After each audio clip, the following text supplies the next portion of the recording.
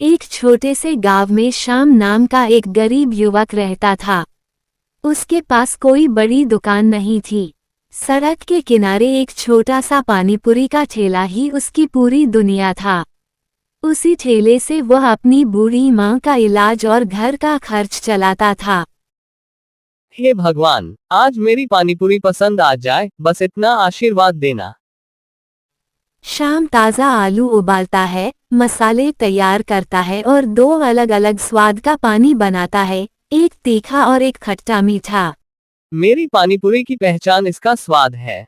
चाहे ग्राहक कम आए, लेकिन स्वाद कभी कम नहीं होना चाहिए। एक छोटा लड़का ठेले के पास आता है। भैया, मेरे पास सिर्फ 10 रुपए हैं। कोई बात नहीं, आज 10 रुपये में भी पेट भरकर पानीपुरी खाओ। सच में, आप बहुत अच्छे हो।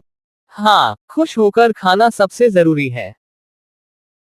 लड़का पानीपुरी खाकर खुशी से उछलने लगता है। भैया, आपकी पानीपुरी तो पूरे शहर में सबसे स्वादिष्ट है। पास खड़े दो लोग उसकी बात सुन लेते हैं। भाई, हमें भी वही पानीपुरी खिलाओ। अगर सच में इतनी स्वादिष्ट है तो हम भी चखते हैं। जरूर, बैठिए, अभी खिलाता हूँ। दोनों ग्राहक पहली पानीपुरी खाते ही एक दूसरे को देखने लगे। अरे वाह, ऐसा स्वाद तो हमने कभी नहीं खाया। आज से हम यही पानीपुरी खाएंगे। सामने खड़ा दूसरा पानीपुरी वाला ये सब देख रहा था। अगर ऐसे ही ग्राहक इसके पास आए तो मेरा धंधा तो बंद पड़ जाएगा। पूरा दिन मेहनत करने के बाद शाम कमाई गिनता है। आज पहले से ज्यादा पैसे मिले थे। बेटा, तू दिन रात मेहनत करता है। माँ, आपका आशीर्वाद है। एक दिन हमारा भी अच्छा समय आएगा। उधर सामने वाला दुकानदार रात में एक खतरनाक योजना बना रहा था। उसे हर हाल में शाम का ठेला बंद करवाना था। अगली सुबह शाम हमेशा की तरह जल्दी उठकर अपना ठेला तैयार करने लगा। उसे बिल्कुल भी अंदाजा नहीं था कि कोई उसके खिलाफ साजिश रच चुका है। आज भी वही मेहनत, वही उम्मीद। भगवान, बस मेरे ग्राहकों का भरोसा बना रहे। तभी सामने वाला दुकानदार सुरेश अपने दो दोस्तों के साथ वहां पहुंचता है। अरे श्याम, लगता है आजकल खूब पैसे कमा रहे हो।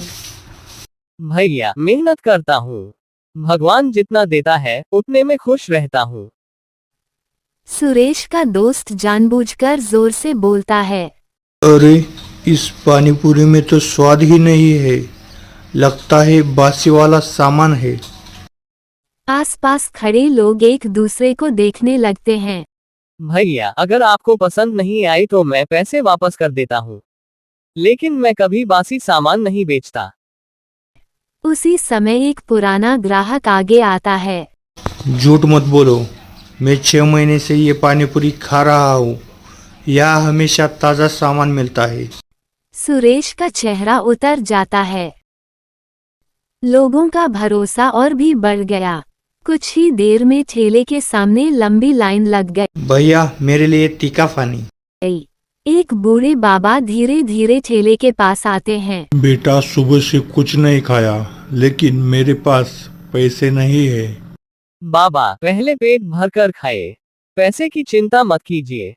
शाम को घर पहुंचकर वह माँ को सारी बात बताता है। बेटा, याद रखना, जो भूखे को खिलाता है, भगवान उसकी थाली कभी खाली नहीं रहने देता। माँ, मैं आपकी बात कभी नहीं भूलूंगा। उधर सुरेश गुस्से से तिलमिला रहा था। अभी इसकी इच्छा से कुछ नहीं होगा। कल ऐसा खेल खेलूंगा कि इसका ठेला हमेशा के लिए बंद हो जाए। शाम चैन की नींद सो रहा था, लेकिन उसे नहीं पता था कि अगली सुबह उसकी जिंदगी की सबसे बड़ी परीक्षा उसका इंतजार कर रही है। सुबह होने से पहले कोई चुपके से शाम के ठेले के पास पहुंचता है।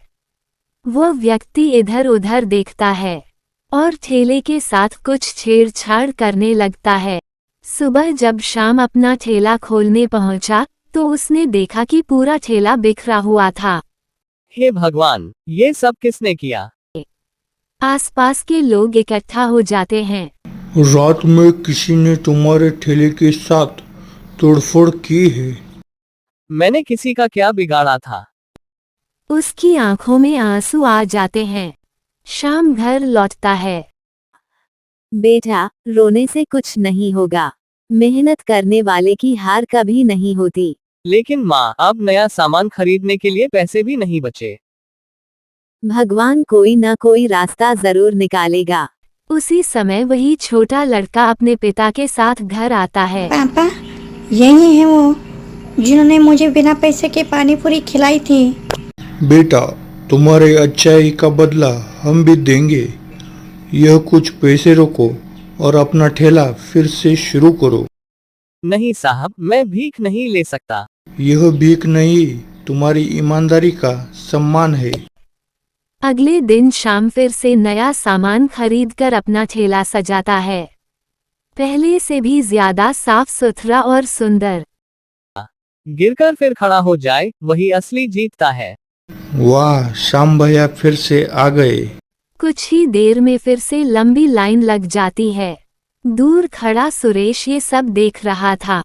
इतनी कोशिशों के बाद भी इसका धंधा बंद नहीं हुआ। एक अच्छी वेशभूषा वाला व्यक्ति ठेले पर आता है। मुझे एक प्लेट पानी पूरी खिलाए। शाम मुस्कुराकर पानी पूरी परोसता है। पहली पानी पूरी खाते ही वह आदमी मुस्कुरा देता है। कमाल का स्वाद है। मेरा नाम राजीव है। मैं शहर में एक बड़ा रेस्टोरेंट चलाता हूँ। अगर तुम्हारी मेहनत और स्वाद ऐसा ही रहा तो मैं तुम्हें एक बड़ा मौका देना चाहता हूँ। शाम की आंखों में उम्मीद की नई किरण जाग उठी, लेकिन सुरेश ने ये सब सुन लिया था। उसने मन ही मन कसम खाए। अब मैं ऐसा वार करूंगा कि यह मौका भी इसके हाथ से निकल जाएगा। अगली सुबह शाम हमेशा की तरह जल्दी ठेला लगाकर ग्राहकों का इंतजार करने लगा। तभी राजीव अपनी कार से वहां पहुंचा। शाम, आज मैं तुम्हारी पूरी तैयारी देखना चाहता हूँ। अगर सब अच्छा लगा तो मैं तुम्हें अपने रेस्टोरेंट में जगह दूंगा। धन्यवाद सर, मैं पूरी ईमानदारी से काम करूंगा। दूर खड़ा सुरेश ये सब देख रहा था। आज इसके मसाले में बहुत ज्यादा नमक मिला दो, ग्राहक खुद भाग जाएंगे। उसका आदमी चुपके से ठेले के पास पहुंचने की कोशिश करता है। तभी वही छोटा लड़का उसे देख लेता है। अरे, तुम क्या कर रहे हो? आसपास के लोग भी दौड़कर आ जाते हैं। आदमी घबरा जाता है और भागने लगता है। लोग उस आदमी को पकड़ लेते हैं। सच सच बता, किसने भेजा है? मुझे सुरेश ने भेजा था। उसने पैसे दिए थे। सभी लोग सुरेश की तरफ देखने लगते हैं। मुझसे गलती हो गई, मुझे माफ कर दो।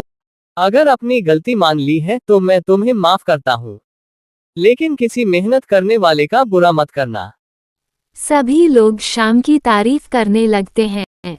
राजीव पानीपुरी खाता है। वाह, स्वाद भी शानदार है और तुम्हारा दिल भी। ऐसे लोग बहुत कम मिलते हैं। मैं चाहता हूं कि तुम मेरे रेस्टोरेंट में अपनी शाम की चटपटी पानीपुरी का स्पेशल स्टॉल लगा।